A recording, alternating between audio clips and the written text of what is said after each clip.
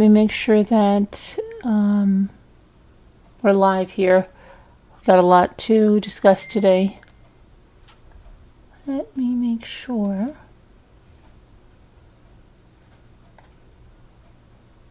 Okay. Let me just make sure here. Live here. Perfect. All right, so we're going to get right into this. James Craig. So today they had his orthodontist love interest, Karen Kane, on the stand. And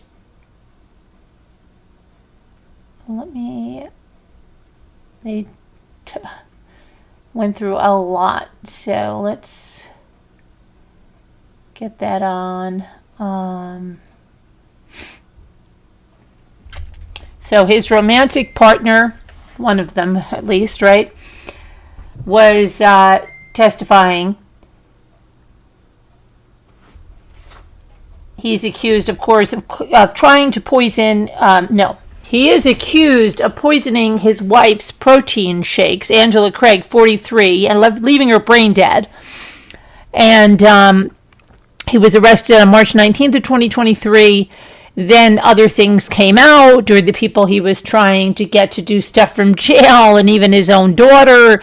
He just gets worse and worse and worse. But this is day 6 of the trial. So Tuesday morning began with the 31st witness in the case. It was Dr. Mark Simon, an emergency medicine physician who's trained in medical toxicology. Simon is board certified, completed a 4-year residency in emergency medicine, and then 2 years at Rocky Mountain Poison and Drug Safety, which is a medical toxicology center. He told the prosecutor that he works with UCH Health, and that's University of Colorado Hospital. Dr. Simon told the court that he's mostly focused on diagnostics and treatments of patients exposed to different agents. He added hundreds of calls come into the poison center every day, but only a select number make it to his office. The hotline is a 24/7 call line, and that public and medical providers can call that hotline. He said different hospitals will contract with the poison center to have a direct line to the medical toxicologist instead of through the poison center, and recalled call he got on March 15th of 2023. He told the court that due to an arrangement between Denver Health, the University of Colorado, and the Children's Hospital, they can go see a patient in person if providers request that, which is what happened on that day with Angela Craig. He recalled walking into the ICU where Angela was on a ventilator, and he remembered seeing her not responsive, not talking, unable to really interact at that point. He said he recalled seeing several nurses and medical personnel in and out of the room, and added that his visit to the ICU that day was to determine if Angela had been poisoned with potassium cyanide. When he saw her, he told the court he took an educated guess and determined that she was still early in her hospital stay, but noted that Angela was severely ill at that point. Again, March 15th. He said that based on his training and his expertise, a range of substances can result in similar outcomes like the one he saw in Angela. Based on information that he was provided, one of the substances he suspected as causing her malaise was most likely cyanide. And I quote, "Just based on seeing the patient, based on her labs, based on her presentation, even without those rumors of cyanide, this looked highly unusual. Stack that together with the rumors, I think that made my suspicion even higher. But because it was nothing more than a suspicion at that point, he asked the team to obtain a test for cyanide concentration in other labs, as well as for similar substances that could have caused a reaction like what he was seeing in Angela." Dr. Simon then explained how the body creates energy and what happens when that energy source is hampered with. When you poison the mitochondria, the body can no longer create energy or make ATP, which our body utilizes for energy, and the body goes to less efficient means of creating energy like bacteria, he said. So if you poison a part of the cell, patients get critically ill. The way cyanide works, he said, is by inhibiting cells from making that energy efficiently. He said people can think of it like a train. If a train was running and you took away the tracks, it cannot continue going. He also explained how testing for cyanide works, saying that a test for cyanide is not a run-of-the-mill or quick test that they have in the hospital. He said he had recommendations for Angela's care team, including providing her with an antidote, hydrocobalamin. Dr. Simon said that is the best case scenario. You want to give a patient an antidote as soon as possible. In Angela's case, however, you had a patient who was extremely sick. Additionally, Dr. Simon said, Angela was in the emergency department and acutely decompensated. The whole story seemed very bizarre because all the signs pointed to a possible cyanide exposure shortly before she got worse. I've never heard of anything like this happening before, he told the court. Dr. Simon then went on to explain how cyanide impacts the body, depending on how it's administered, and he said that administration through inhalation or through an IV, which is how the prosecutors believe Angela was getting cyanide, can make cyanide work very quickly, within a matter of minutes. He then went on to testify that Angela's symptoms were consistent with cyanide exposure and that readings of pressure in her brain were unusually high, remarking he'd never heard of a patient surviving with those intracranial pressures. I'm not sure that any antidote would have saved her, Dr. Simon said. He added that he had not been asked to consider if arsenic, tetrahydrozoline, or oleander exposure was also to blame for Angela's condition. He told the court, however, he believed exposure to enough tetrahydrozoline could cause death. When he was asked by the prosecutor about the role of the toxins mentioned, Dr. Simon said cyanide, arsenic, and tetrahydrozoline all have the potential for central nervous system depression, but ultimately Angela's case did not look familiar with just arsenic toxicity alone. He said he also wasn't asked to look for any signs of tetrahydrozoline exposure. Then he was cross-examined by the defense attorney, Ashley Witham.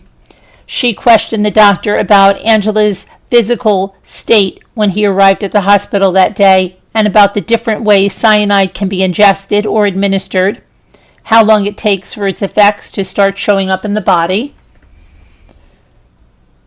There was no redirect from the prosecution, and Dr. Simon was excused. The court then called back Dr. Kelly Lear, who is the elected coroner and forensic pathologist for the Arapahoe County Coroner's Office, for cross-examination by the defense. She started testifying towards the end of the day on Monday. Defense attorney Lisa Moses questioned Dr. Lear about the samples the coroner's office collected from the hospital, and Dr. Lear said she didn't know how the samples were kept before they got to her office, but once they were in her possession, she said she was confident they are being kept in the appropriate manner.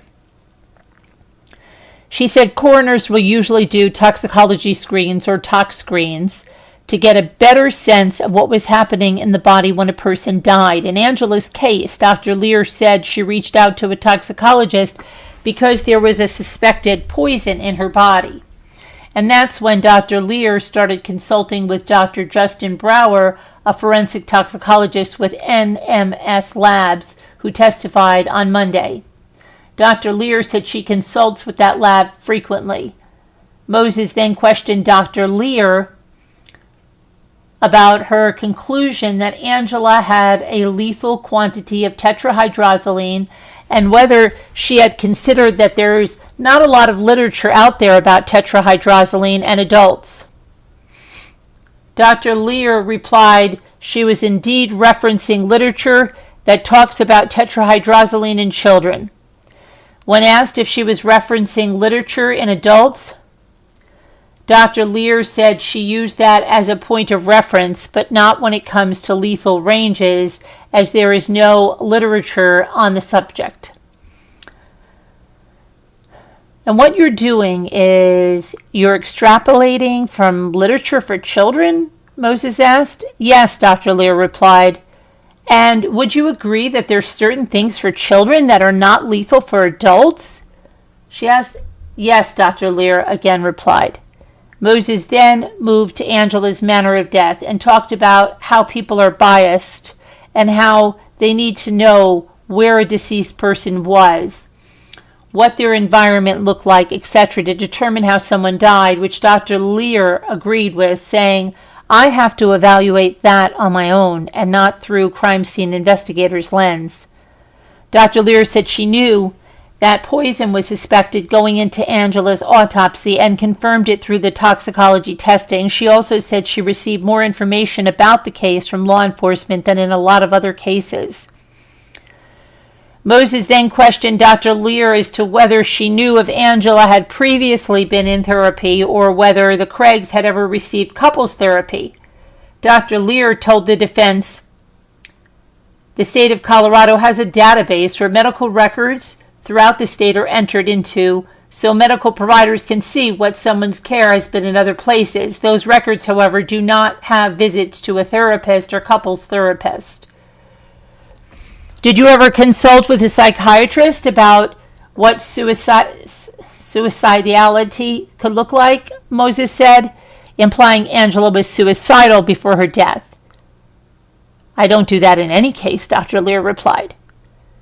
And then she added that she was not presented with any evidence that supports that this particular action was a suicidal gesture.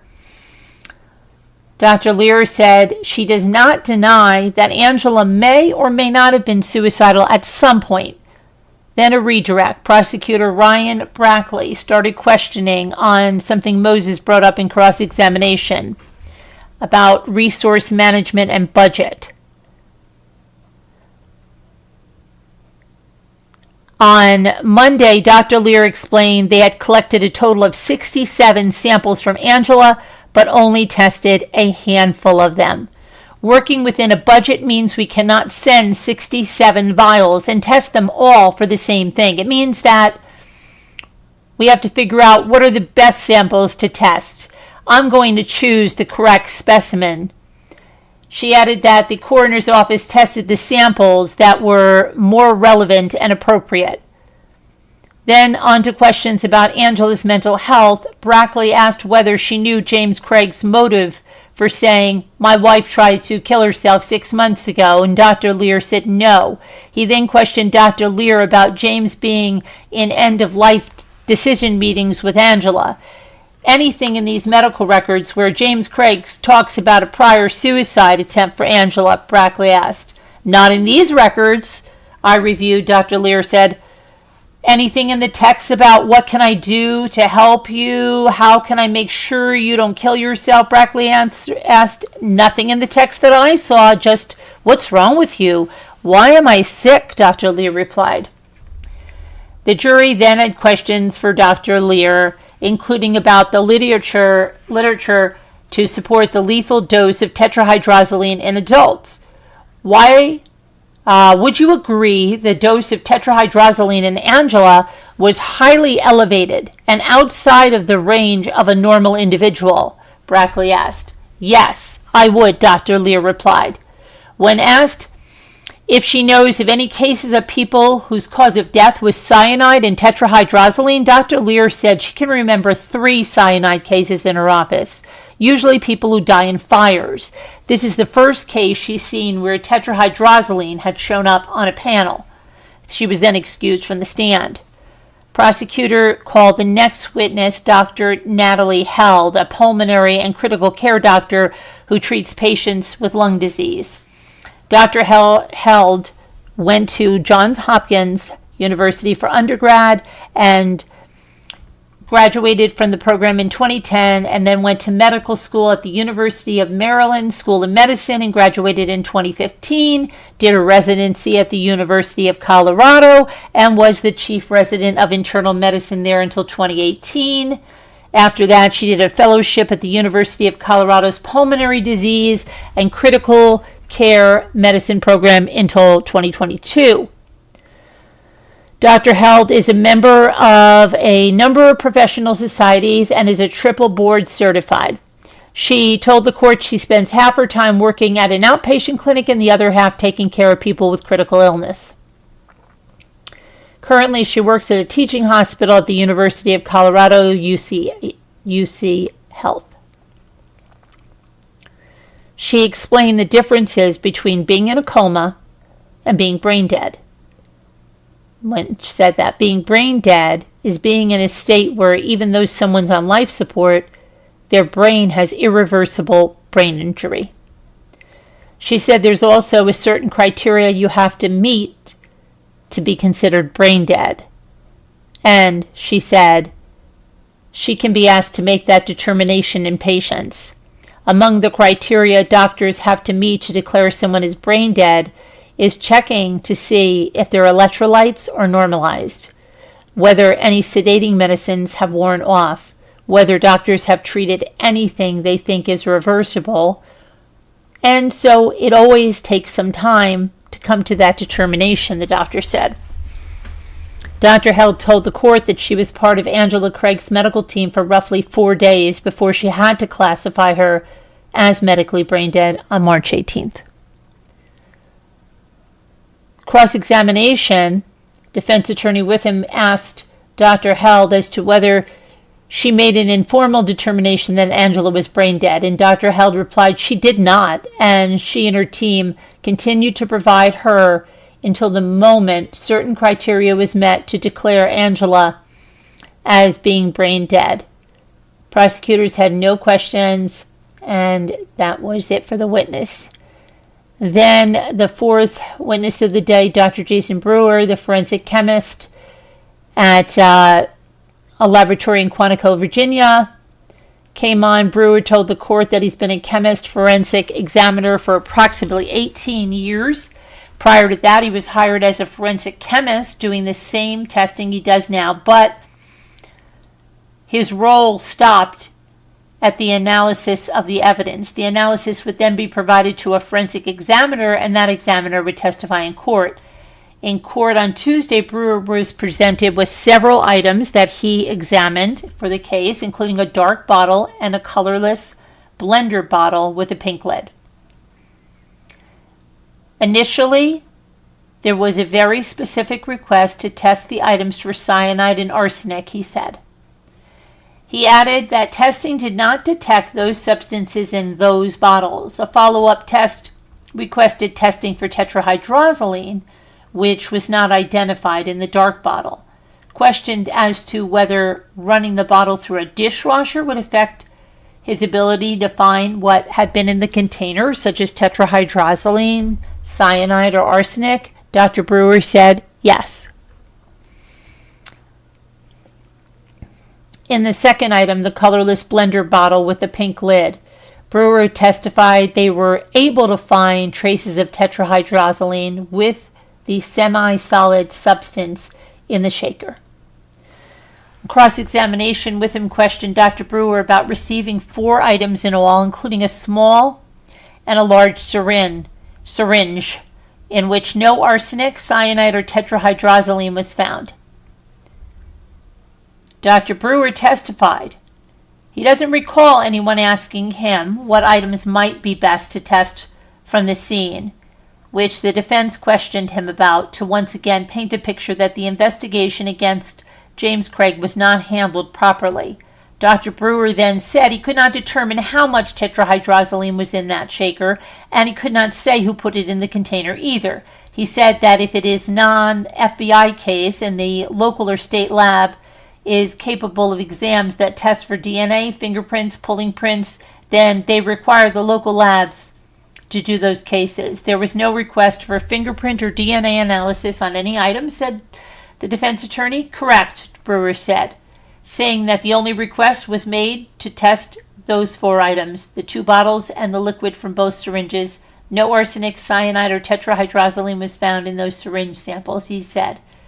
The jury then gave a question saying if Mr. Brewer was ever asked to test for oleander in those 4 items, but Dr. Brewer said he never received such a request, and then he was excused.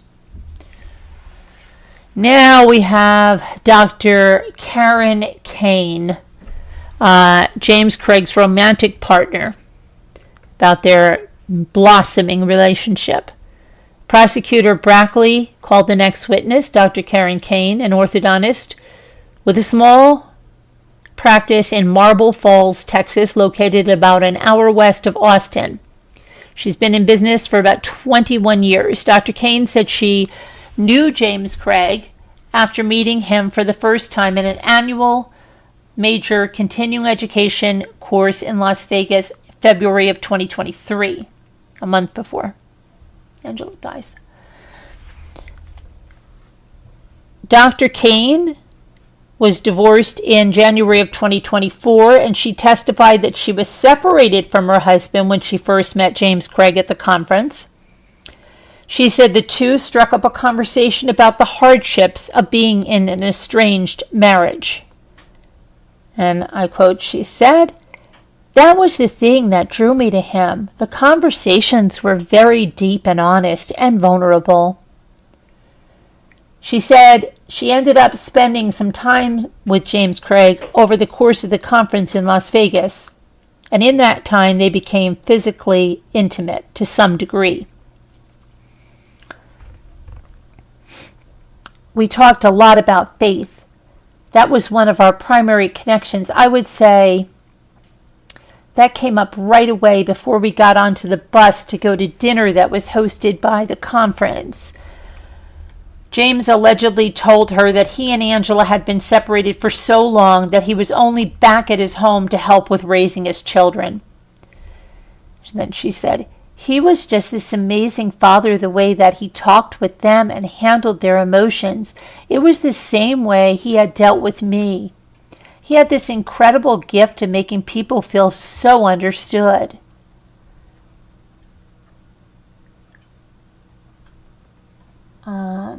She said her attraction towards James felt right.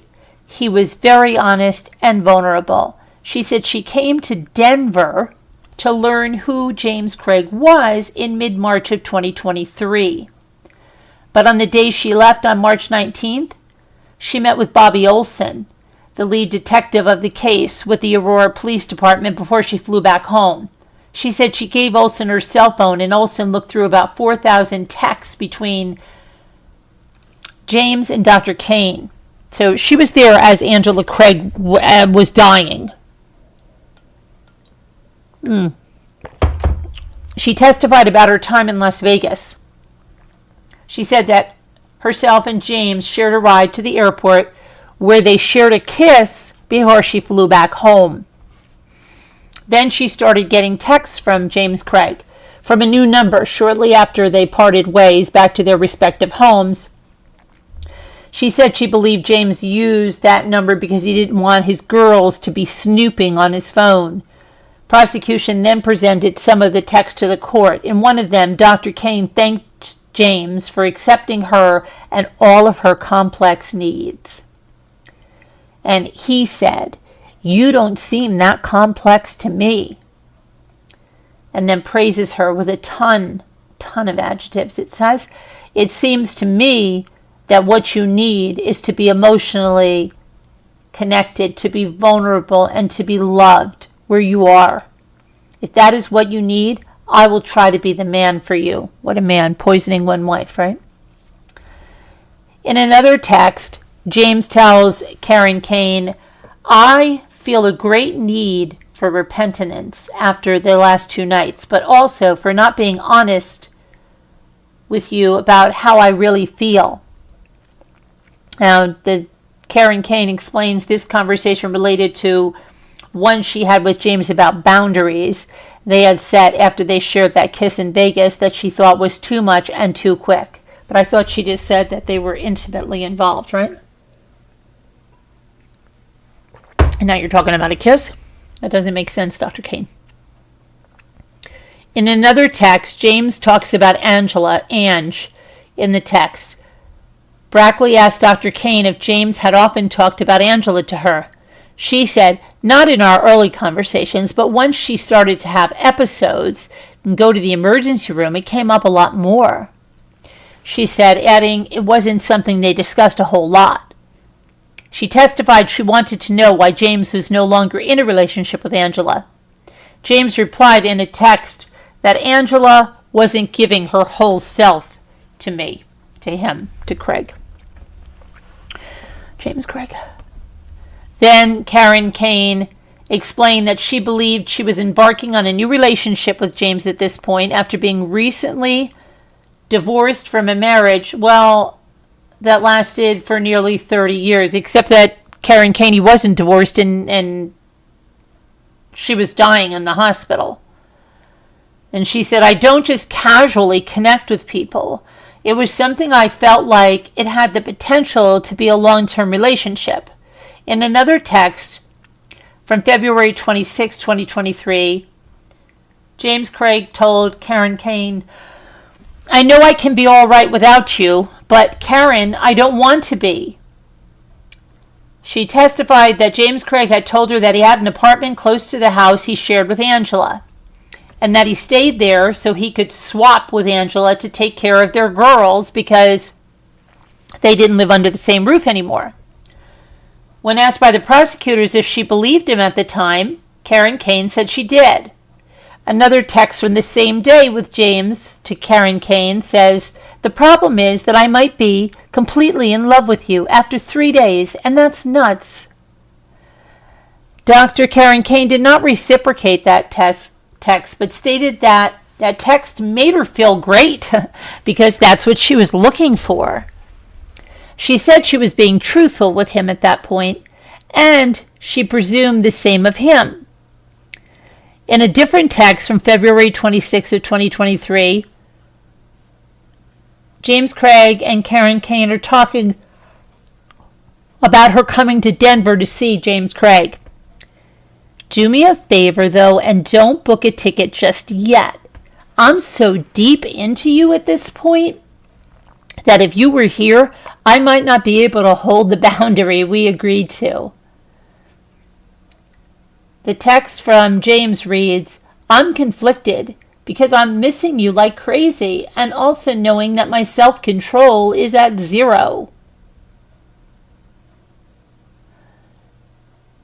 Karen Kane testified that she was willing to come as soon as she could, though. The prosecution then showed other texts that spanned from the early morning hours to late at night. In one text sent on February 27th at 5 a.m., James Craig wrote, Unfortunately, I put off writing the list of attributes that endear you to me for so long that I'm afraid it's too late to do so now. The list of attributes has become practically endless. Nevertheless, I'll try. An hour later, he texts her again, saying so many things I can't write now because I'm trying to get through this day without being too turned on the whole time. Eventually, Karen said the text turned into sexting. In one of the texts they shared, James texted, I want to add another thing to my list of things I love about you, because I need a woman who needs me in that way, and I want it all. I love you. In another one, from February 27th, James writes, Karen, I hope you know that I love you, not because of your brains or your beauty or your humility. And then he says, dream of me in Spanish, my eternal love, and may heaven let us bloom together forever. Karen testified that those texts made her feel pretty good and that her heart was heading in the right direction. Prosecutors continued to go over some of the texts between James and Dr. Kane. In one dated February 28th of 2023, James complains he's upset because he's been fighting with Angela all afternoon after she discovered he had eaten a meal large enough for 2 people at a California Pizza Kitchen restaurant, which is a meal James shared with Karen Kane. Oh no, I was afraid I'd be mixed in somehow. Maybe she's not on the same page as you, Karen Kane replied back. Over the next few days, James reassured Karen that they were getting a divorce, but Karen testified she didn't want to be part of the reason why the couple was divorcing. In another text the same day, James tells Karen, I don't really know what to say except that I love you and I want you. I'm not really sure how to handle this situation with Ange right now. It just sucks to fight. She wrote back, I love you too. Thank you for being so supportive. I'm glad she's leaving town tomorrow, so we won't have to interact for a while. Maybe she will decide to stay gone for a long time. It would make my life easier. Karen replied. She said in court that reading those texts back again, she could see some red flags in her interactions with James Craig, which she didn't see at all when those conversations took place. In another series of texts, after James had led Dr. Karen to believe that Angela and James were not sleeping in the same house, Karen texts James, I'm so sorry, I don't know. I just wish this wasn't our reality. I guess I wish we met longer after your divorce. I don't want to watch her heartbreak so that mine can find joy. Yuck. In another text, Karen expresses how she wants to know more about James and Angela's relationship to each other, saying, I guess I just need more dialogue here to understand. It sounds heartbreaking, but I don't really know at all about y'all's relationship. I would love to open up the conversation more when we're together. For now, I'm glad you got the peace you needed, and I hope she does too. She testified that she was trying to vet where James was in the divorce process because he assured her that he was divorcing and going through the process when they first met. In response, James Craig wrote, when you get time, I would love to hear more about what you think happened between you and Jason. That's her ex-husband, who wasn't her ex-husband then yet. If he used to adore you and put you on a pedestal, what changed? She then testified that she had purchased tickets to come to Denver from March 8th through the 10th, but ended up changing the dates on those tickets, recalling that it probably had to do with Angela getting sick. She changed those flights to March 16th through the 20th, she said.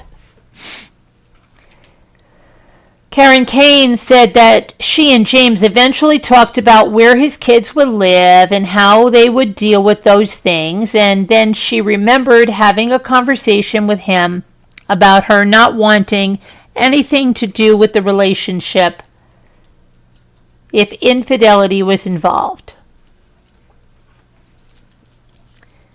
Okay, what?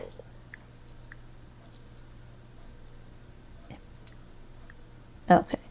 Prosecutors then went over several texts involving Angela and her health problems.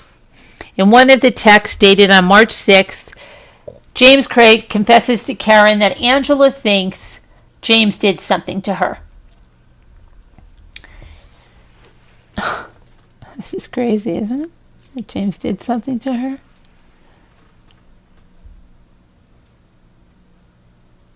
The doctors couldn't find anything wrong.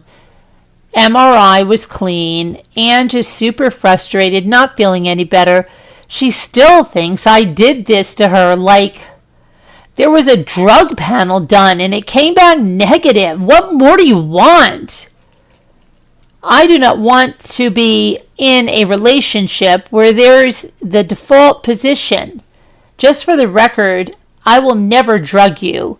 I mean, if that was ever something you were worried about. Wow, that's great, James Craig. Really good.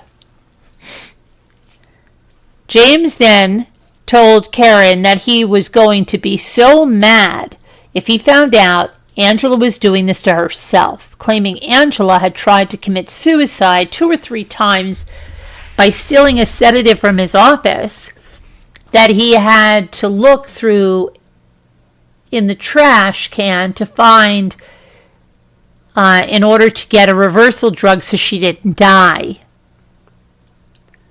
Wow. A day later, texts show James Craig telling Karen several times about Angela's suspicions that she'd been poisoned by him. and they read as follows. I am undergoing an onslaught of how I must have poisoned Ange right now. She's absolutely convinced that's what must be happening to her. I need you in my life, someone who understands me, someone who won't accuse me of ridiculous things. Your love is what I'm clinging to. I miss you so much, and I want you so badly.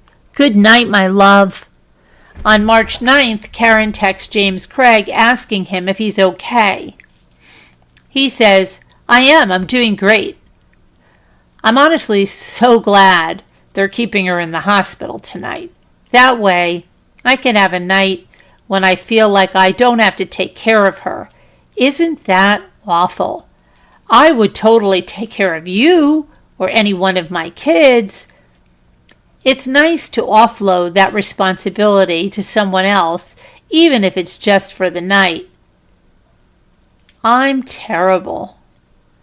Then, late at night on March 14th, James sends Karen a series of texts, starting with a question.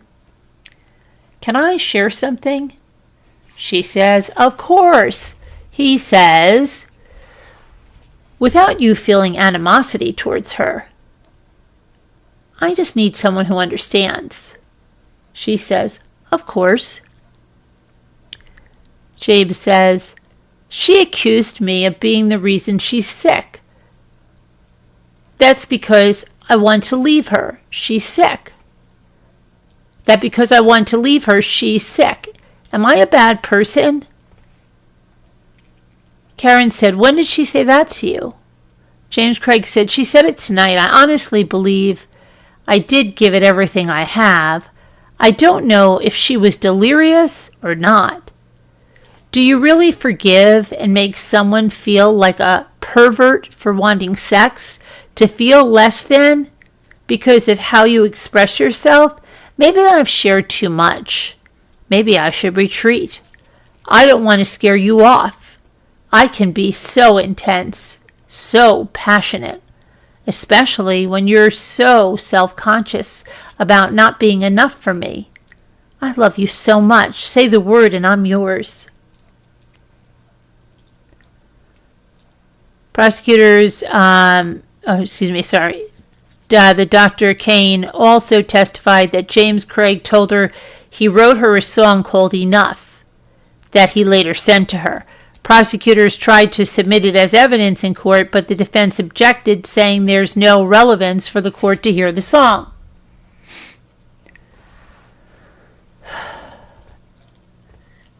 Okay, then they're talking about texts on March 15th. It was said about 6 a.m. James Craig says, I'm a mess. This is so hard to navigate. Karen says, what is happening? Navigating the hospital or the girls? Then she says, tell me more. James Craig says, feelings. I'm divorcing a woman who is the mother of my children, who seems to be trying her hardest to die. Karen says, wow, I'm incredibly sorry for you. I think the mystery of it is making it even harder, praying she makes a full recovery. James Craig says, it's making me feel super guilty, babe. Karen says, guilty because she's sick or guilty because you feel divorced from the emotion you would have had previously? God guided the timing. It's out of your hands, she said. Later that day, before 3 p.m., James Craig sends Karen another series of texts. James says, crash! Intubated, 5744. Karen says, no words, I love you.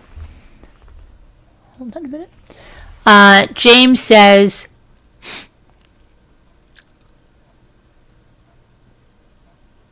no brain activity. They went to do a CT scan of her head, but she's too unstable. She's too unstable to even put on the ventilator.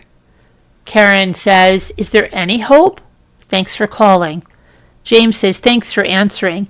They won't let anyone see her in the ICU. ICU doc just told me that she's gotten worse in the last hour. Talks about how hard it will be to tell the young children about this. She says, I will start praying about how you will talk to the littles. I'm so sorry. Not long after the text,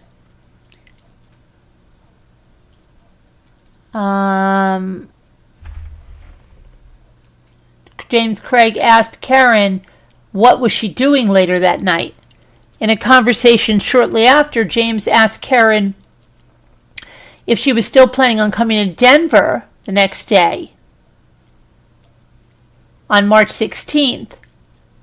After a bit of back and forth, James Craig added, but I would still like to have you come. The nature of your visit might change some, but I need you.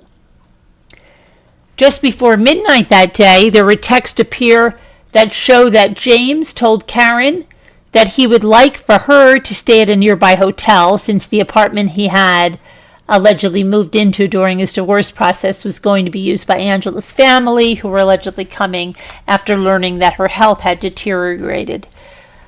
Whenever I can, I will slip away and see you, but even more importantly, I don't want to hide you.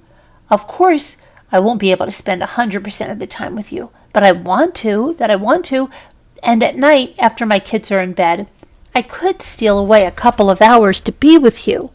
He then texted her that he just wanted to grieve with his kids and help them bury their mom. On March 17th, Karen testified that she was already in Denver and recalled being in James Craig's car as he drove by an apartment complex, which he claimed was the place he was living in and where Angela's family was staying. Karen Kane recalled they had a fairly nice dinner that night, and James came up to her hotel room where they were physically intimate. A day later, both went to Boulder, had dinner, and he came up to her hotel room again. At 2 a.m. on March 19th, police knocked on her hotel room door to let her know that James had just been arrested. James Craig had just been arrested. So that's something. She comes in, right? She's out to dinner with him, having sex twice, and then they're on her door saying they arrested him. Oh my gosh. Karen Kane told investigators that this was the first time she had come to visit and realized they probably didn't know much about their relationship. She said she believed investigators didn't know about the divorce between the Craigs. Karen knew the people in the church didn't, and James said lots of family members didn't know about the divorce as well. In an interview with the police, Karen Kane told investigators that the Craigs had been going through a divorce and that they were living separately and that Angela was depressed about it and that they needed to be aware that suicide was a possible cause of her death, information she was told by James Craig. So, I mean, this woman still doesn't think that he's lying to her. She's still going in and telling these investigators what's going on, which wasn't. Oh my gosh. In court, the prosecutors presented some letters that James Craig had written to tell Karen that referenced conversations they would have had.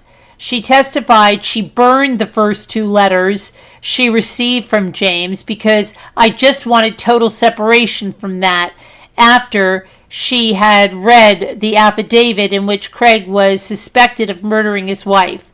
When she received more letters, she read them and then sent them to investigators in Colorado. One of those letters, dated April 28th, was read in court, and a portion of it says, "My feelings for you remain unchanged, and whether I get out of here on June 2nd or whether it's after trial, it doesn't change how I feel. And so, Karen, I need you to know that I love you.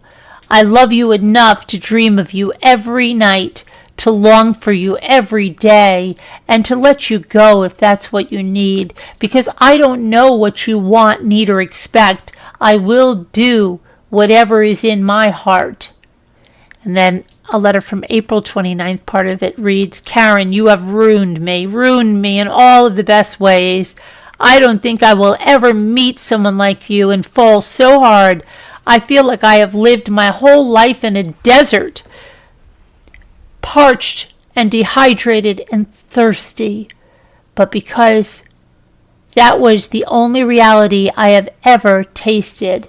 It's like I have been introduced to water for the first time. It feels like it's no longer a luxury to know you, but a necessity. I love you like an oasis in the desert. Then a letter, March 2023. How is it that after just a few short days with you, that you would be the one I would spend the rest of my life looking for but never finding again? You are that perfect, that serene, that transcendent. It was just in those moments that I found myself falling in love with you in a way that I have never experienced before. Semi-conscious longings like fireflies blinging in and out of the dark. I know instinctively that I am in love with you still. And then another one on May 24th of 2023. I was not totally honest with you about having a separate apartment. I am so sorry that I didn't explain all of that to you. There was a time when you said still living at home would be a deal breaker for you, and I panicked. I just miss you so much. Is that crazy to say given our shortish history? Maybe it is. On one hand, I just want you, and I remember the way your mouth fits on mine. If want and needs had been all there was, the war inside of me would have gone out quickly already. But I love you, and that leaves me, a victim, dying on my own battlefield. Karen testified that at some point she wrote back and requested he never write to her anymore. In cross-examination, defense attorney Moses questioned Karen as to whether she would open up to a stranger at a conference about her divorce, as to why she would. And Karen replied that sometimes it's just easier to talk to strangers. Don't talk to strangers. Okay, question. Let's see. Okay, so there were questions that veered towards their time in Las Vegas and whether she knew that a lot of information James told her was false. The jury then submitted some questions to Karen, asking her whether James had ever told her he had extramarital affairs from the past, and whether she knew why Angela and James were getting divorced, and whether James ever told her that he allegedly drugged Angela in the past. Karen replied that originally James did not tell her the truth, but then admitted he lied. She still believes this guy is honest with her. Like, this is crazy. This is really crazy. It's like she wants to believe what she wants to believe. And then admitted he lied, and she believed he said he had one emotional and one physical affair. She also said she felt like Angela was still in love with James or emotionally connected, and he felt kind of alone in the relationship. She then replied she didn't know of the allegations that James had previously drugged Angela. She said that when James admitted to lying about the relationship with Angela, she thought it showed he had grown beyond that and was being vulnerable, and liked that he was coming clean about it. She said she believed James Craig was genuine and truthful. And then she exited the stand. And I also heard there was something about a sex worker that was hired during one time or something, and asking about that. But okay, so prosecutors then called Casey Bohannon. At some point, this person, Casey, was in custody in the Arapahoe County Jail, where he met James Craig. During their time in jail together, Bohannon told the prosecutor that at some point James told Bohannon about his wife. He first said that Angela had passed away, but then later told him she died by suicide because Angela was unhappy and killed herself by using cyanide that she ingested with a workout shake. When Bohannon questioned James Craig about why Angela didn't just shoot herself, he said James didn't have an explanation for using cyanide. He also testified that when he was about to be released from jail, James asked him if he was going to be bonded out, to which he said he had no one that was bonding him out. Prosecutors then asked Bohannon if James asked him to do anything once he bonded out, and he said yes. He was going to rewrite a journal. It was supposedly Angela's, about committing suicide and how bad life was, about how she wanted to take her life. And so he had asked if I would be able to go and either get into his home and put this into the garage or put it into his pickup truck that was parked in the street. Bohannon said James then drew a map of his home with the layout of where the cameras might be. He said James handed it to him, but he later ripped it up and then flushed it, as he didn't want to be any part of James' alleged scheme. How did James write? Just like his wife would, that they would think it's her handwriting? Come on. How did he get this in the jail and get this out? This is crazy. Once I realized what was going on, I was like, no. Once he was out of jail, Bohannon was asked by prosecutors if he reached out to law enforcement about what James had allegedly asked him to do, which he said he did. I just had this feeling, almost like sick, like I knew something. It wasn't right. I knew what he told me, and I feel like I needed to reach out and tell someone, Bohannon said. And then court ended for the day, and the testimony is expected to start again at 8:30 a.m. 8:30 a.m. Let me make sure you guys are still here with me. That was a long time. Okay, so hi Jen Grill, hi 61, smash the likes.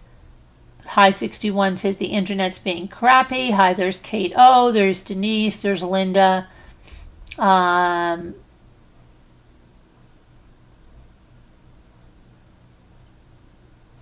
Captain Lee Fan.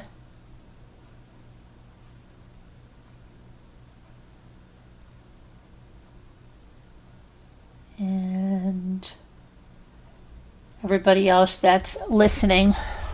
What do you guys think about this now? What do you think about this orthodontist?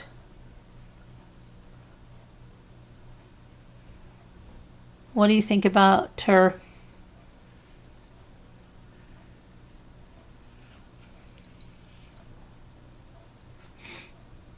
You think she's really... Hello, Bink. What do you think about this? This guy's a piece of work. How do you write that journal? That doesn't even make sense. The whole case is nuts, and you're out there in Colorado. Hi, 61. Hi, Frilly Farmhouse. Craziness.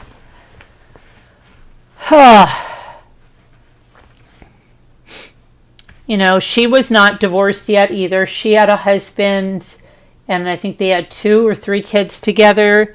So she fell head over heels for this guy. She's going out there the same time he's murdering his wife. Then she's having sex with him in the hotel. The next day they come and they say they've arrested him. Oh my gosh.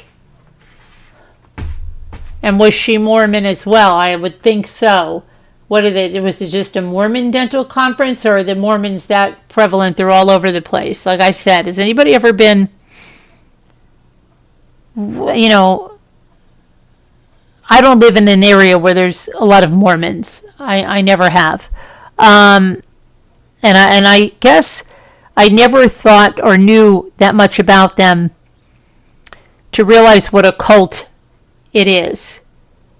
And I do know this one woman who's in one of my pregnancy groups when we had Ethan, and I look at her a completely different way now. Completely. Even though, like, she was one of these people that helped everybody with postpartum depression and stuff, but there are things that she said that are just, like, crazy now to me. Crazy. And there's so many podcasts now on, like, YouTube about leaving Mormons. You don't know any Mormons either. Yeah. It's scary, but so many of them. Look at this. And I've got to think about it too. I just thought about this the other night. That woman from Stamping Up, the daughter that, along with her new husband, had the father of her twins. She had him killed on that stretch of road there in St. Augustine with his 2 or 3-year-old daughter in the car. Remember? Where's that case now? And then you have the other Mormon, the one that's given her husband that Moscow Mule that's all with fentanyl and all kinds of drugs, kills him. It's just one. I mean, we got this one here, poisoning. It's just crazy. What's wrong with them? On one hand, they're fanatical with their religious beliefs, right? I can't have a Coke, I can't do this, or I can't watch that. This could be addictive, or this could be. Meanwhile, these guys obviously has no problem, any of them killing, right? But don't you dare pick up that Coke. Don't pick up that Coke. Oh my gosh, this is crazy.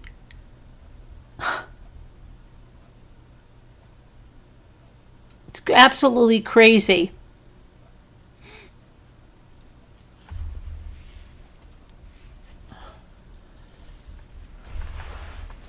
And I also didn't realize how they have so much plastic surgery and how they have to look a certain way with the hair extensions. And now I keep thinking about this lady I know in my pregnancy group, and she falls into all of that. It's crazy. So many restrictions make they're curious to do the opposite. Yeah, but it's so nuts. And there's more than it's so nutty. But I do want to find where that's stamping up, where the heck she is on that whole thing.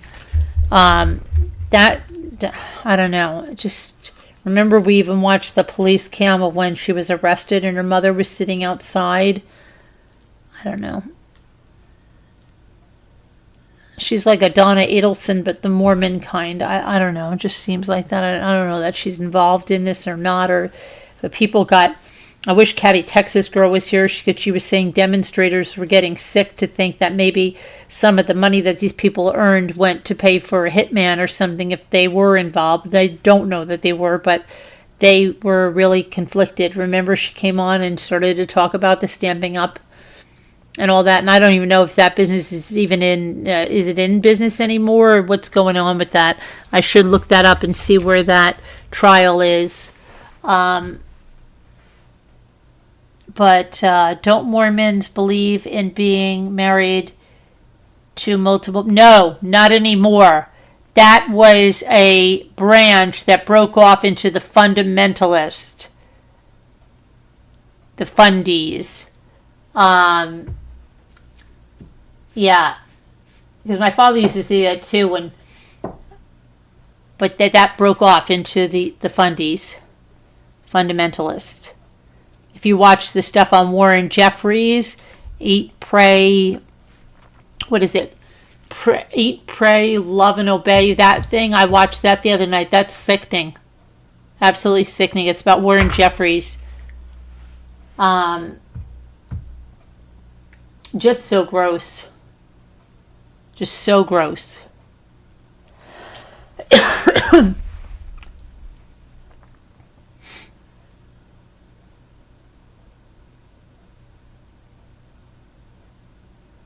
But then there's also another segment that's called Fundies, and I don't think it has to do with that, but they're kind of like the quiver film movement, I think, if I understand correctly. I don't think it means that they're Mormons or were Mormons, but They could have like 19 kids too, and the quiver full. They should keep their husband's quiver full with children. And there's a lot of other beliefs there. I mean, but so much craziness, right? And then you think about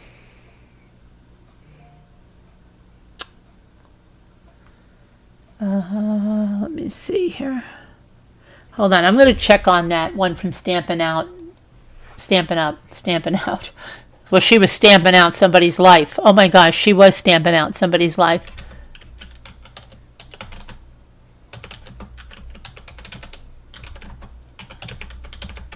Let me see. Let's see where she is. Shanna Gardner. What is going on with her?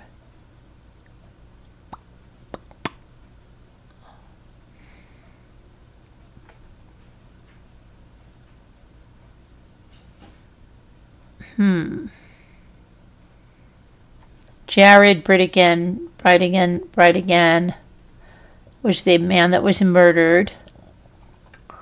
So let me see. Shannon. Let's see where she is.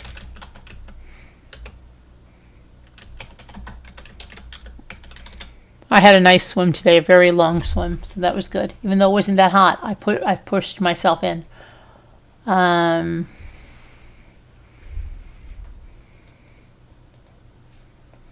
Let's see where she is. Let's see where she is.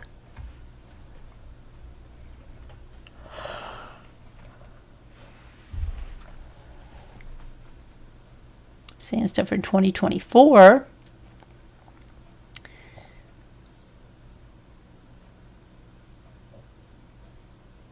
What?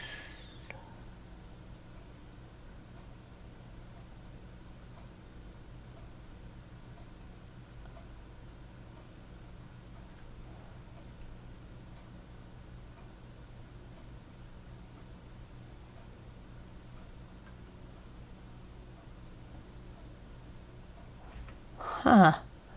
I'm not seeing anything about her. I mean, I'm seeing the last things are from 2024. Okay, let me see something else. Okay, here's something from May 7th. Gardner and Fernandez, let's see what they're doing, appeared in court. That was in May. Their trial is currently set to begin with jury selection on October 20th.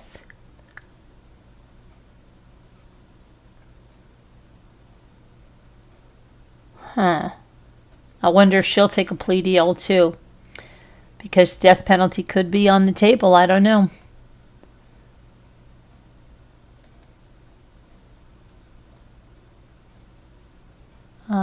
At one point, the Mormons had their own brigade of soldiers to fight other religious groups. You learn something new every day, Itzbank says. What did you learn today? What did you learn on the show tonight, Craig? What did you learn?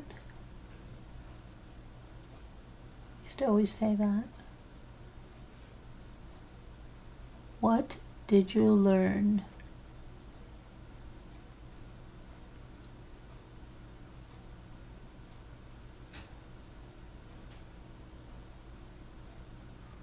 Mormons believe in... Oh, okay. Probably take a plea deal. Probably the way things are going, take the plea deal. I don't know. But tomorrow, I have a very early doctor's appointment. It's a telehealth at 8 o'clock. And after that, at 10:50, I already have scheduled Brian Koberger's hearing. So I hope that you guys are all here for the sentencing hearing. And the victim's impact statements. We're going to be live streaming State of Idaho versus Brian Koberger. So make sure you've got that locked in. It's already been up on the channel. Make sure you watch it here with us. We're going to be live streaming. I'm going to do my telehealth, then I'm going to get to the live stream. Okay. And let's just take a look if I know Donna won't take a deal. We'll go down fighting every day. It should be other way around. A lady with multiple husbands. Okay, so let me go and see what else is up. So Brian Koberger tomorrow morning. Okay, guys, here.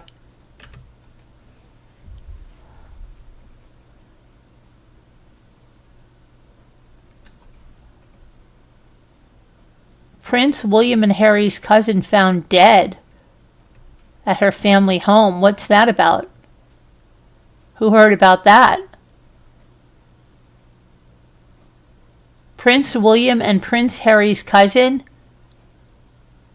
Didn't we just read something else about someone who said that they played with Harry and William as a child? Didn't we just read something about that recently? About there was a woman that said she played with Harry and William as a child. What the heck were we talking about? I know we did. But it says that, let me see what happened here. The darling daughter of Hugh and Pippa. Wait a second. Pippa, isn't that Kate's? Wait a minute. I am so lost here. Prince William and Prince Harry's cousin, who was found dead at her family home, was a darling daughter and an incredible sister. Rosie Jean Burke Roach was the granddaughter of Princess Diana's uncle.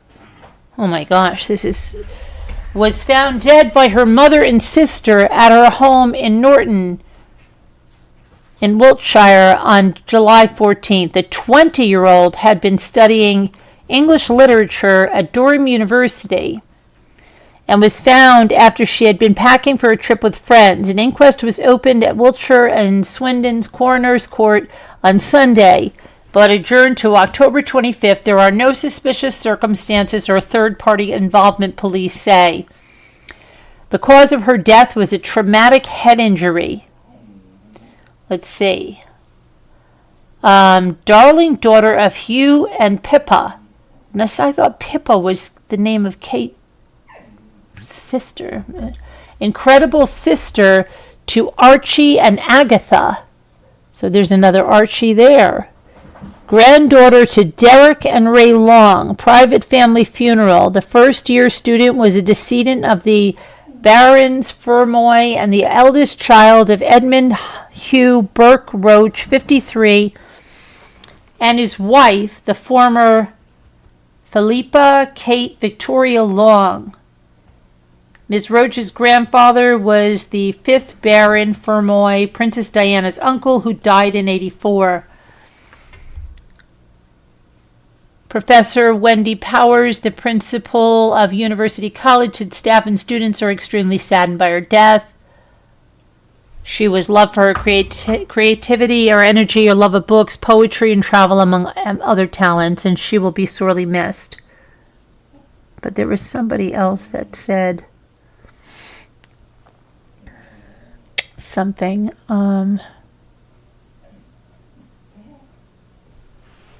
Forget. Oh my goodness. Okay. Somebody said that she was telling people she was playing with. That was just the other day. I don't remember.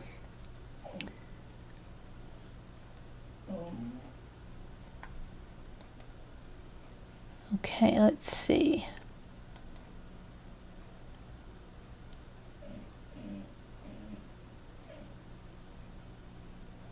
A Officials issue the highest alert as a massive typhoon barrels.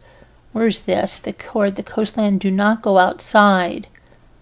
Where is this? Hong Kong. Wow, okay. 6 small earthquakes shook the ground in New Jersey on the same day, it says. Tornado destruction hit Florida without a warning. There's something to Malcolm Jamal Warner that his second man is in critical condition. What's up with that? It says an adult male who was involved in the same incident was transported to the Costa Rica clinic in critical condition. The other man's 35 years old. His current condition is unknown.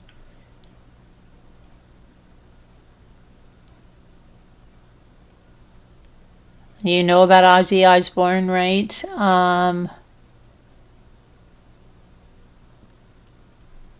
Okay, let me see here.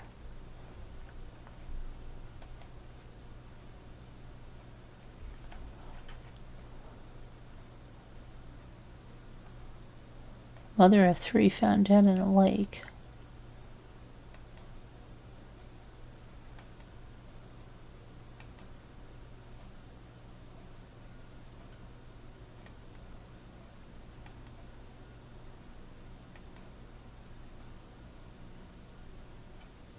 Riptide escape tips. Well, yeah, riptides are dangerous. Parallel, swim parallel.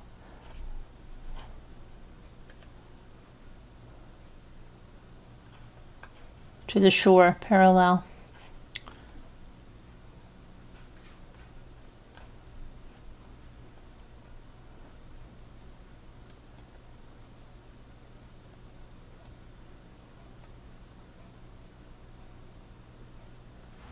Oh wow, little people. I never even could believe that those little people split up, but now he, I guess, was engaged to somebody else, and they said that they split up too, and I think she got remarried too or something. That just came out of nowhere, right?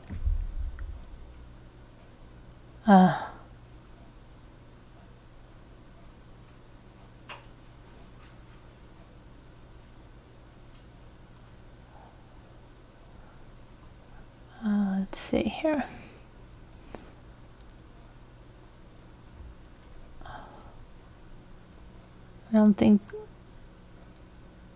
No. 9 children died on something from Home Depot? Hold on a minute. See what that's about. What was that about? Different lines of above-ground pools from Bestway, Intext, and Polygroup. These pools have been involved in the drowning deaths of 9 children. The risk is too far for most parents to stomach. Okay. It says it may sound odd to call an above-ground pool a drowning risk because literally every pool is a drowning risk in one way or another. The pools have compression straps that are above the sides of the pool, and younger children can use them as a foothold to climb up and get into the pool. Wow, okay.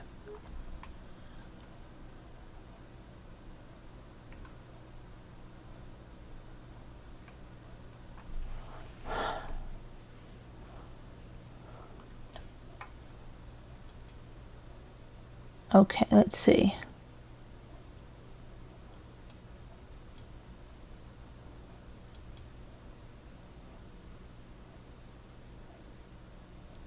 $5 million. Yeah, now Target and Walmart too, though. They're recalling them. The pools. So I guess they're like this. I'll show you what they're worried about.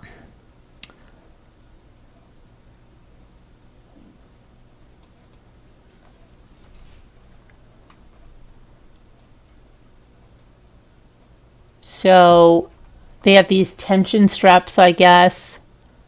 I've seen these pools before. I don't remember the straps on them. But I know somebody had one at a party one time, kids' party. I think my kids went in that pool, didn't they? Trying to remember if they went swimming in that pool. I probably would have taken a million pictures if they were. Okay, hold on a minute. Where did the picture go? Trying to show you the picture. There you go. So, yeah, they're saying that the tension... Oh my goodness. Get over there. Trying to show you the picture of this kid. This is what they're worried about, these tension things. The kids are using them as something to stand on and then get themselves up in the pool. So they're being recalled from all kinds of retailers, Home Depot, Walmart, Target.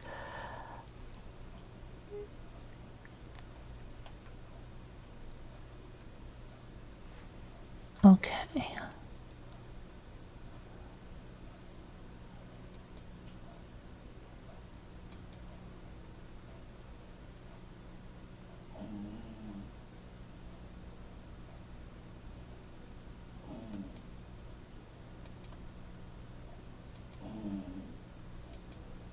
Okay. Eric Menendez is hospitalized with kidney stones as the attorney demands release before parole decision.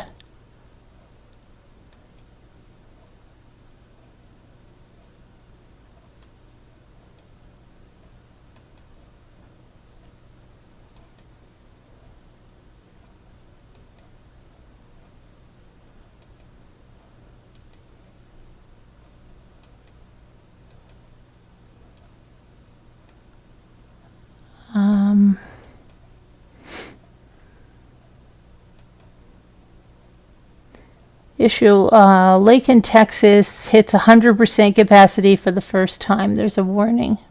100% capacity.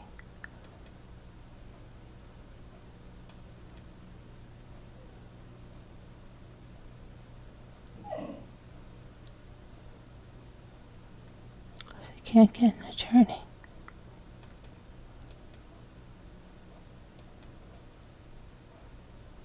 A 35-year-old man dies while kayaking in California reservoir.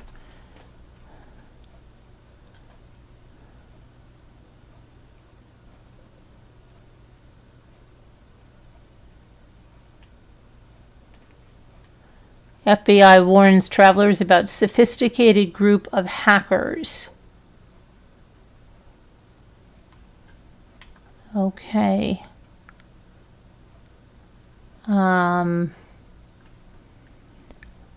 Let's see what the hackers are up to.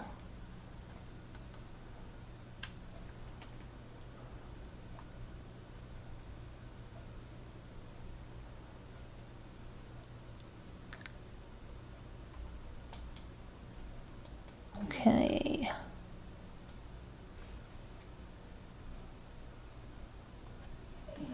The FBI has issued a public warning to airline travelers about a sophisticated cybercriminal group called Scattered Spider. The hacker group is responsible for a series of cyber attacks against major companies and government agencies in the United States. According to Google's Mandiant division, the hacker group excels at persistence, lateral movement, and rapid escalation. Okay, and what's going on with this? The FBI issued the alert publicly and with urgency on X, formerly known as Twitter. The FBI has recently observed the cybercriminal group expanding its targeting to include the airline sector.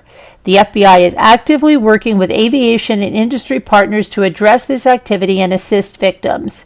According to the FBI statement, the cybercriminal group employs sophisticated social engineering tactics, frequently impersonating company employees or contractors to manipulate IT help desks into granting unauthorized access, which they often use to circumvent multi-factor authentication protocols. They target large corporations and their third-party IT providers, which means anyone in the airline ecosystem, including trusted vendors and contractors, could be at risk, according to the alert. Once they manage to infiltrate the system, scattered spiders steal sensitive information. They deploy ransomware across critical systems. They can detonate ransomware within hours of a breach. It has been reported that the hacker group is already responsible for crippling MGM Resorts and Caesars Entertainment. Reports have further mentioned that the cybercriminal group monitors communication tools, including Microsoft Teams and email platforms, to detect any signs that their activity has been discovered.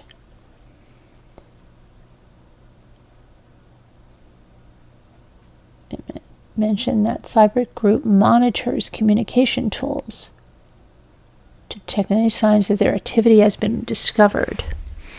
The FBI and the Cybersecurity and Infrastructure Security Agency said in a joint alert they frequently join incident remediation and response calls and teleconferences, likely to identify how the security teams are hunting them and proactively develop new avenues of intrusion. Wow.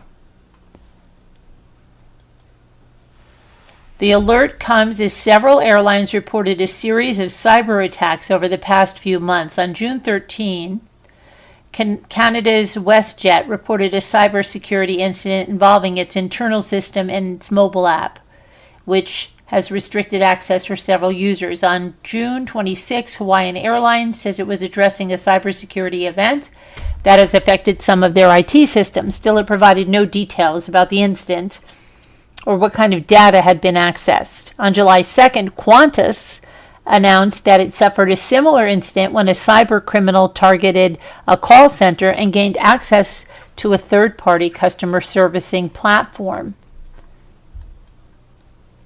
The FBI is signaling a growing shift in cyber threats, warning that recent incidents point to a move beyond isolated data breaches towards coordinated efforts targeting critical aviation infrastructure. Oh my gosh.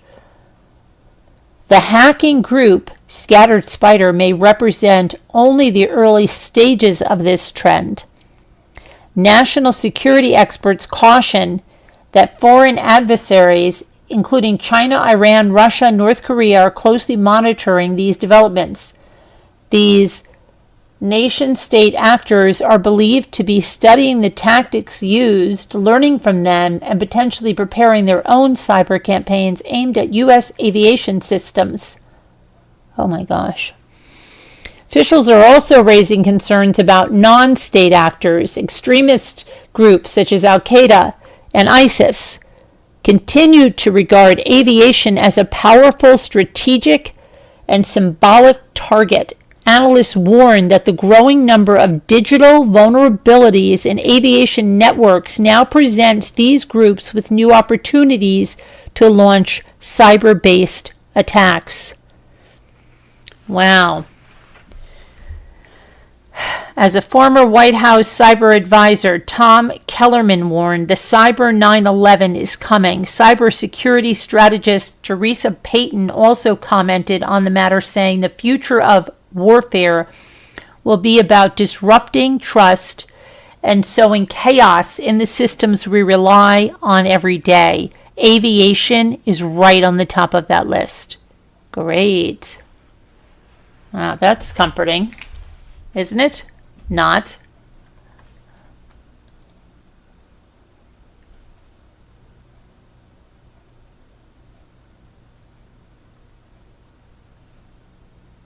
Not comforting at all. Huh. That's scary.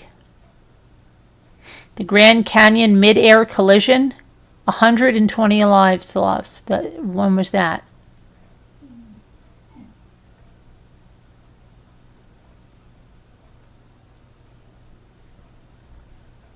That's crazy.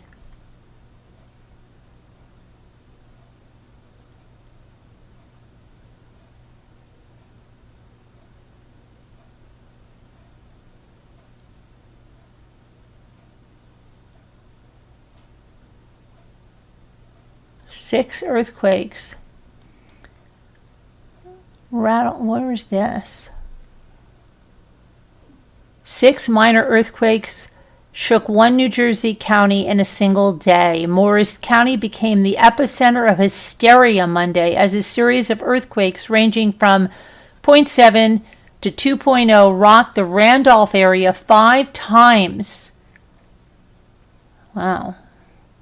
There was just this loud boom, one resident recalled. It wasn't a tree hit, it was a loud boom.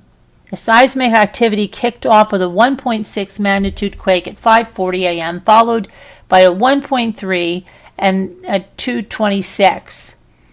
A 0.7 shook at 5:51, and then a stronger 2.0, a 1.2 at 8:19, and a 2.0 at 9 p.m.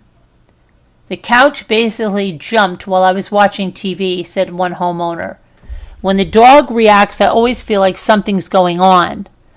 The string of tremors resulted in Morris County Office of Emergency Management fielding dozens of 911 calls from startled residents. Wow.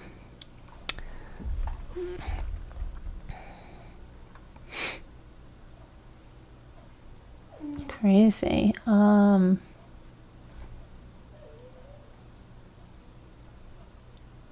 Wow. All right, let me get about group behind LA hit mother. All right, let me get over here to where you guys are. Right here. What'd you guys say? It says, let me see what you're saying. You're going to be listening from the tub. Okay, Captain Lee. Hello, Jeanette. How are you? Or was the crash more recently? That was in the 50s. Maybe. It might have been something. Sometimes they do like a flashback.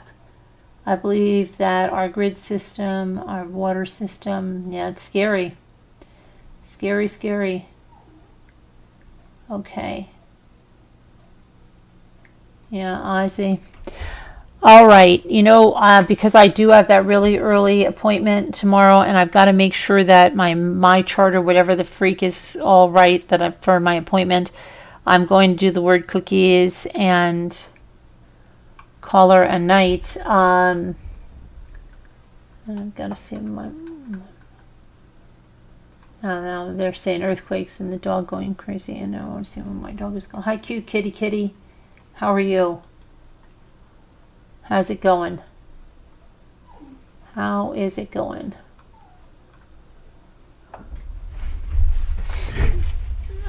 Let's see. Do the daily puzzle. Sear. See. Uh-oh. No. Sees. Sears. Did we do seas? We did that. And then seed. Uh-oh. Stop it. Seeds. Dress. Dressed. Okay. Read. And reads. And dear. Okay, and what do we have here?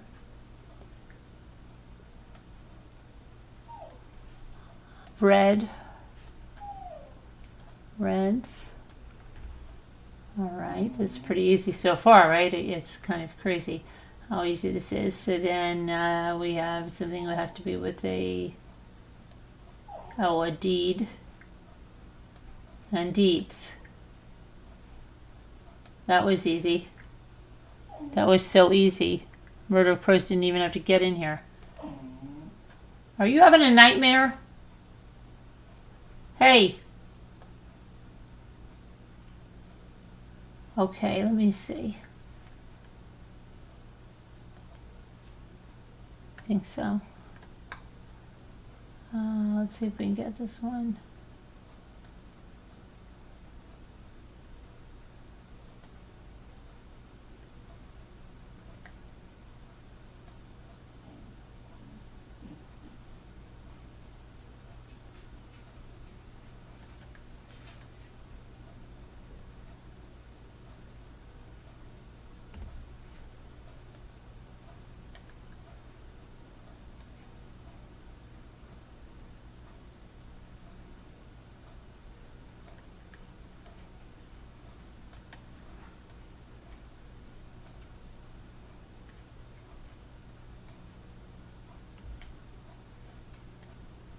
I don't know what this one could be. Oh, slur. That's what it is. Slur. Low heart rate wise. Now let's see.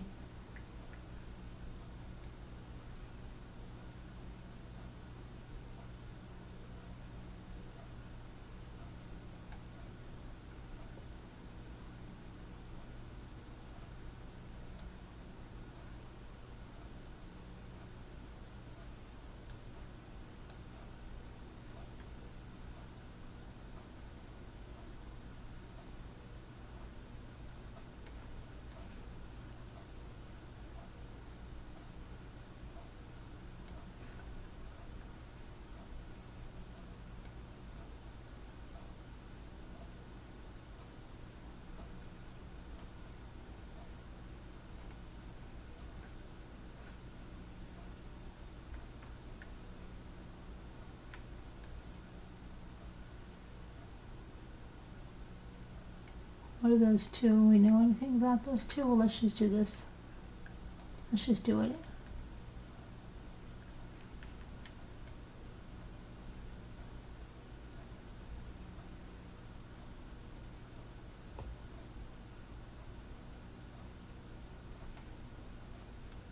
I thought we did strut already.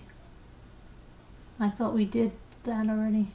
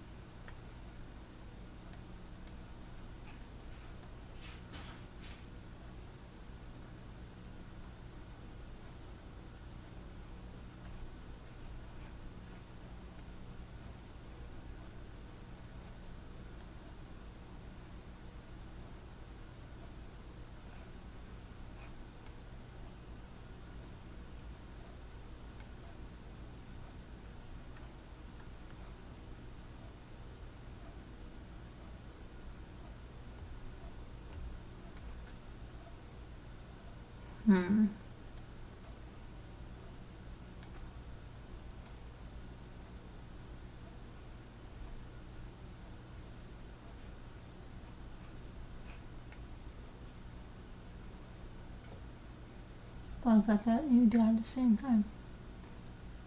Ah.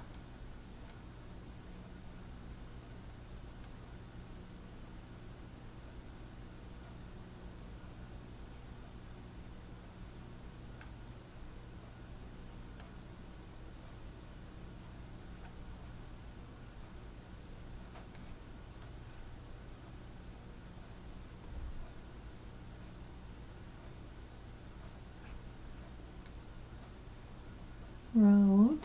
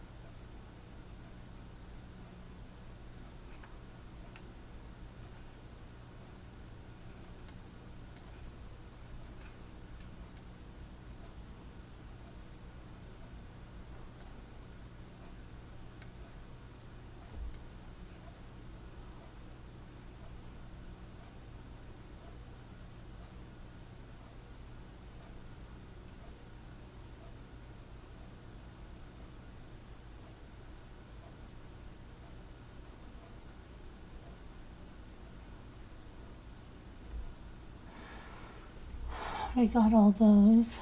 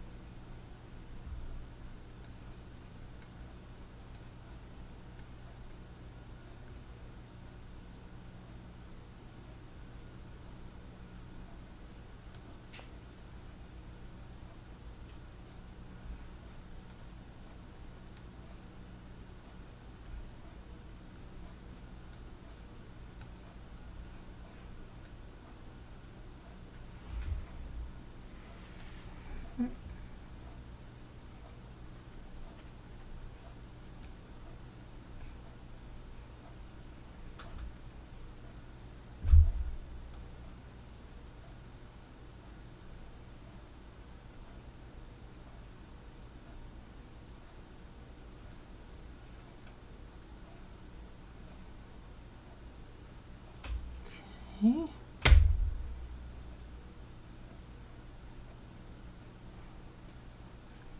That's right. I don't know how I did that. Okay, one more.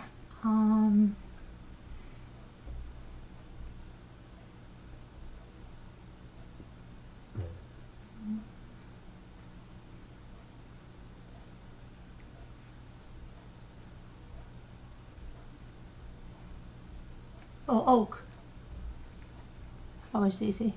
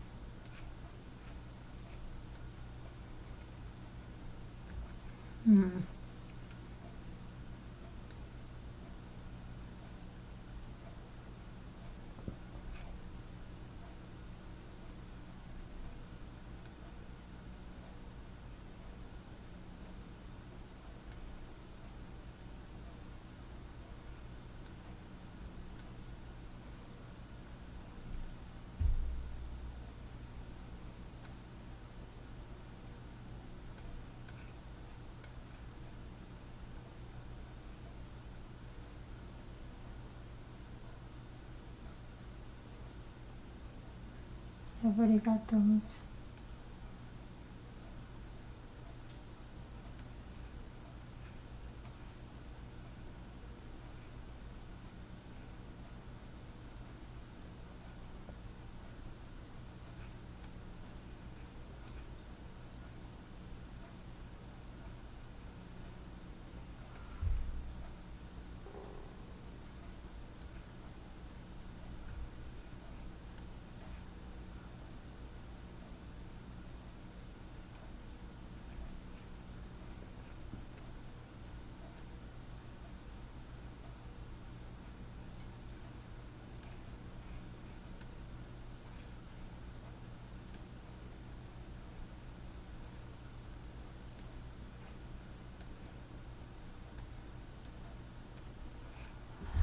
All right, well, that's going to be it for tonight. I'm going to go to bed. I have to go make sure my stuff is all ready for tomorrow. So I'll talk to you tomorrow. I love you guys. God bless. Prayers for all that need them. We'll see you tomorrow. Everybody be good.